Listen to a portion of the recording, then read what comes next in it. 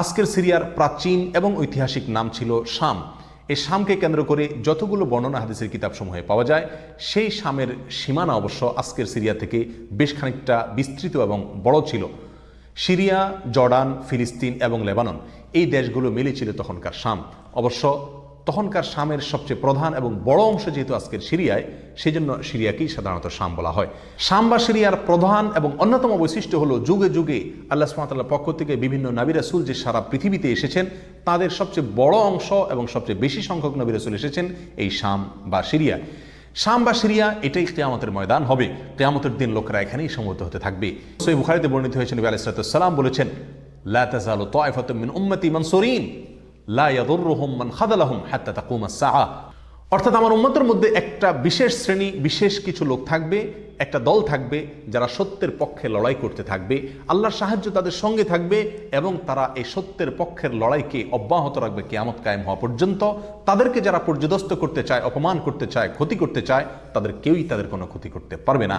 সেই দলটি কারা এবং তাদের অবস্থান কোথায় হবে, এই প্রসঙ্গে সহিহ বুখারীতে নবী আলাইহিস সালামের একাধিক সাহাবায়ে কেরামের মন্তব্য রয়েছে, যারা বলেছেন যে এখানে যেই দলটির কথা বলা হয়েছে তারা হলেন সিরিয়ায় অবস্থানকারী হবেন এবং এটা হবে কিয়ামতের ঠিক আগ মুহূর্তে। তাবরানীর এক বর্ণনা, নবী আলাইহিস সালাম নিজেও বলেছেন আল্লাহর সাহায্যপ্রাপ্ত সেই দলটি থাকবে সিরিয়ায় বা শামে। সিরিয়া প্রসঙ্গে দ্বিতীয় হাদিসটি বর্ণিত হয়েছে সহিহ বুখারীতে। বিখ্যাত সাহাবী আব্দুল্লাহ ইবনে ওমর রাদিয়াল্লাহু তাআলা আনহু বলেছেন, রাসূল করিম সাল্লাল্লাহু আলাইহি ওয়াসাল্লাম ইরশাদ করেছেন, আল্লাহুম্মা বারিক লানা ফি শামিনা ওয়া ফি ইয়ামানিনা, অর্থাৎ আল্লাহ আমাদের সিরিয়ায়, আমাদের ইয়ামানে আপনি বরকত দান করুন। এই কথা বলার পরে উপস্থিত লোকেরা বলল, ইয়া রাসূলুল্লাহ ওয়া ফি নাজদিনা, আমাদের নজদেও আল্লাহ বরকত দান করুন, সেই দোয়া করুন আপনি। নবী আলাইহিস সালাম তাদের কথায় কর্ণপাত না করে আবারও বললেন, আল্লাহুম্মা বারিক লানা ফি শামিনা ওয়া ফি ইয়ামানিনা। লোকেরা আবারও বললেন, ওয়া ফি নাজদিনা, আমাদের নজদেও। নবী আলাইহিস সালাম তখনও একই কথার পুনরাবৃত্তি করলেন এবং পরিশেষে বললেন, নাজদ সেই জায়গায় তো ফিতনা ফাসাদ হবে, সেখানে তো হত্যা, মারামারি, খুনাখুনি হবে, সেখানে তো ভূমিকম্প দেখা দিবে এবং সেখান থেকে তো শয়তানের শিং উত্থিত হবে, সেখান থেকে তো শয়তানের শিংয়ের আবির্ভাব ঘটবে, বের হবে। এখানে নাজদ বলতে কোন এলাকাকে বোঝানো হয়েছে, এই প্রসঙ্গে মুহাদ্দিসিনে কেরামের বেশিরভাগের মন্তব্য হলো নাজদ বলতে ইরাককে বোঝানো হয়েছে। নাজদ বলা হয় উঁচু অঞ্চলকে, আরবের বিভিন্ন অঞ্চলকে নাজদ বলা হয়। হেজাজ এটাকেও নাজদ বলা হয়, যেটা সৌদি আরবের ভিতরে, আর ইরাককেও নাজদ বলা হয়। সহিহ বুখারীর বিশ্ববিখ্যাত ব্যাখ্যাতা আল্লামা কিরমানী রাহমাহুল্লাহ এবং আল্লামা খাত্তাবী রাহমাহুল্লাহ এবং আল্লামা ইবনে আব্দুল বার রাহমাহুল্লাহ সহ অনেক বড় বড় মুহাদ্দিসিনে কেরাম এবং হাদিসবিদগণ মন্তব্য করেছেন যে হাদিসের শেষ অংশে নবী আলাইহিস সালাম যে নাজদ প্রসঙ্গে মন্তব্য করেছেন, সেখানে নাজদ বলতে ইরাককে বোঝানো হয়েছে। হাদিসের সবচেয়ে বড় সমাহার কানজুল উম্মালে আবু নাঈমে বর্ণিত নবী আলাইহিস সালামের এক হাদিসে পরিষ্কারভাবে নবী আলাইহিস সালাম নিজেই বলে দিয়েছেন এখানে নাজদ বলতে ইরাককে বোঝানো হয়েছে। যাই হোক, এই হাদিস থেকে আমরা বুঝতে পারলাম বরকত নবী আলাইহিস সালাম চেয়েছেন আল্লাহর কাছ থেকে এই শাম বা সিরিয়ার জন্য। তাহলে এই শাম বা সিরিয়া এটা গুরুত্বপূর্ণ একটি জায়গা এবং নবী সাল্লাল্লাহু আলাইহি ওয়াসাল্লামের কাছে খুবই প্রিয়, আল্লাহর কাছে খুবই তাৎপর্যপূর্ণ একটি ভূখণ্ড। তৃতীয়ত যে হাদিসটি আমরা এই প্রসঙ্গে পেশ করতে চাই, সেটি বর্ণিত হয়েছে সুনানে আবু দাউদে এবং মুসনাদে আহমদে।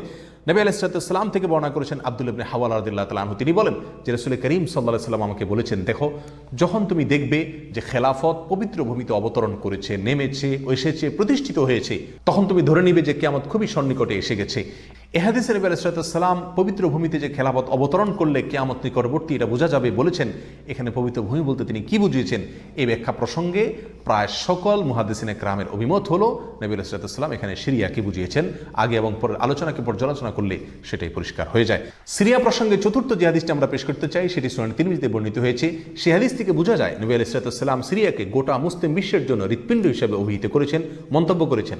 তিনি বলেছেন, সিরিয়ার লোকেরা যখন খারাপ হয়ে যাবে, মন্দ এবং খারাপ দিক যখন সিরিয়ার লোকদেরকে গ্রাস করবে, ছেয়ে যাবে, তখন তোমরা ধরে নিবে পৃথিবীর কোনো জায়গায় আর কোনো ভূখণ্ডে মুসলমানদের মধ্যে আর কোনো কল্যাণ অবশিষ্ট নেই। অর্থাৎ হৃৎপিণ্ডের মতো সিরিয়ার মানুষের মধ্যে যখন পচন ধরবে, তখন গোটা দেহে, গোটা মুসলিম বিশ্বের মধ্যেই পচন তার আগেই ধরে গেছে, এটা পরিষ্কারভাবে বোঝা যাবে। এ হাদিস থেকেও সিরিয়া অত্যন্ত গুরুত্বপূর্ণ ভূখণ্ড, সেটা পরিষ্কারভাবে আমরা বুঝতে পারি। সিরিয়া প্রসঙ্গে 5 নম্বর হাদিসটি বর্ণনা করেছেন আবু হুরায়রা রাদিয়াল্লাহু তাআলা আনহু, আর এটি বর্ণিত হয়েছে সুনানে ইবনে মাজাহ।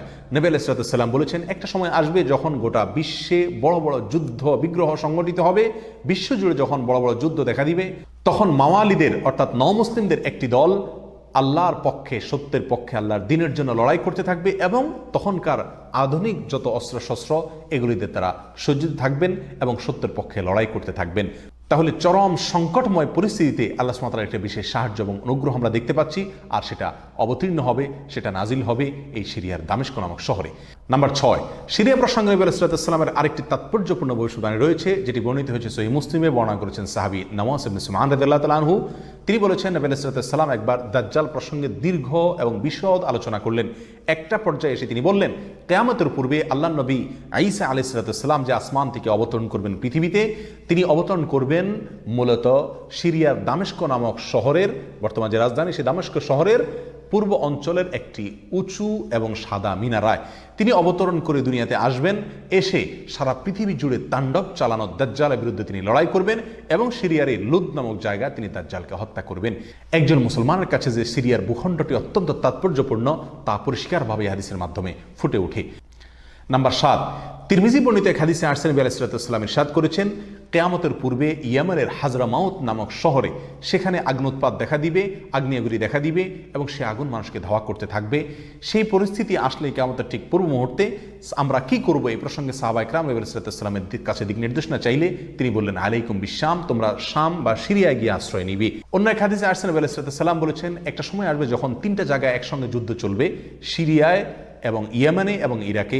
একজন সাহাবী প্রশ্ন করলেন, ইয়া রাসূলুল্লাহ, আমাকে ওই সময় আপনি কোন পক্ষের হয়ে লড়াই করার জন্য নির্দেশ করবেন? নবী আলাইহিস সালাম বলেছেন, তুমি শামের হয়ে অর্থাৎ সিরিয়ার হয়ে তুমি লড়াই করবে, আর যদি সিরিয়া হয়ে লড়াই করার সামর্থ্য তোমার না থাকে তাহলে ইয়েমেনের পক্ষ তুমি অবলম্বন করবে। এই হাদিসে একেবারে পরিষ্কারভাবে সিরিয়ার গুরুত্ব এবং তাৎপর্য আমাদের কাছে ফুটিয়ে তুলছে। নাম্বার 8, মুসনাদ আহমদ সহ বহু হাদিসের কিতাবে বর্ণিত হয়েছে, কিয়ামতের পূর্বে যে আগ্নেয়গিরি দেখা যাবে, যে আগ্নোৎপাত দেখা দিবে, সে আগুন মানুষকে ধাওয়া করতে থাকবে এবং সারা পৃথিবীর মানুষকে ধাওয়া করতে করতে করতে একটা জায়গায় একত্রিত করবে, আর সেটি হলো সিরিয়া। নবী আলাইহিস সালামের ভাষায় আরদুল মাহশারি ওয়াল মানশার, অর্থাৎ সিরিয়াই হবে কিয়ামতের ময়দান। কিয়ামতের সময় সারা পৃথিবী থেকে মানুষ সমবেত হয়ে এই সিরিয়াতেই একত্রিত হতে থাকবে।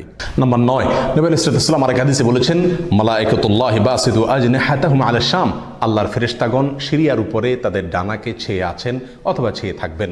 এই হাদিস থেকেও শাম বা সিরিয়ার গুরুত্ব করে পরিষ্কারভাবে ফুটে ওঠে। নাম্বার 10, এক হাদিসে আসছেন নবী আলাইহিস সালাম তার এক স্বপ্নের বিবরণ দিতে গিয়ে বলছেন যে, আমি একবার শুয়েছিলাম, দেখলাম আমার মাথার নিচ থেকে আল্লাহর কিতাবকে ছিনিয়ে নিয়ে যাওয়া হলো এবং সেটাকে যখন নিয়ে যাওয়া হচ্ছে আমি তাকিয়ে থাকলাম কোথায় নিয়ে যাওয়া হচ্ছে। দেখলাম যে একটা আলোক রশ্মি চলে যাচ্ছে এবং যেতে যেতে সিরিয়ার ভূমি পর্যন্ত সেটা চলে গেল এবং সেখানে গিয়ে অবতরণ করলো। এরপর নবী আলাইহিস সালাম বললেন, আলা ইন্নাল ঈমানা ইযা ওয়াকাআতিল ফিতানু বিশাম, অর্থাৎ যখন সারা পৃথিবীতে ফিতনা ফাসাদ ছেয়ে যাবে তখন ঈমানের ঠিকানা হবে সিরিয়ায়, আর ঈমানদারদের আশ্রয়স্থল হবে, শেষ ভরসা হবে সিরিয়া।